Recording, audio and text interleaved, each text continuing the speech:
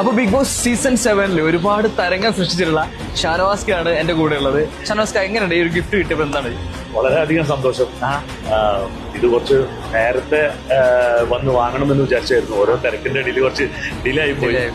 എന്തായാലും വളരെയധികം സന്തോഷം. മൈജി ഞങ്ങൾക്ക് ഒത്തിരി കൈ നിറയെ സമ്മാനങ്ങൾ തന്നു.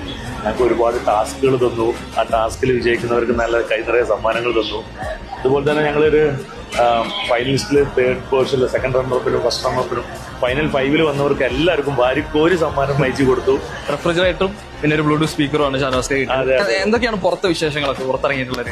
ബിഗ് ബോസിന് മുൻപും പിൻപും എന്ന് പറയുകയാണെന്നുണ്ടെങ്കിൽ, ഇതിനു മുൻപ് ഞാനൊരു സെലിബ്രിറ്റി തന്നെയായിരുന്നു, ഒരു സീരിയൽ ആക്ടർ ആയിരുന്നു. പിന്നെ എല്ലാവർക്കും അറിയാലോ.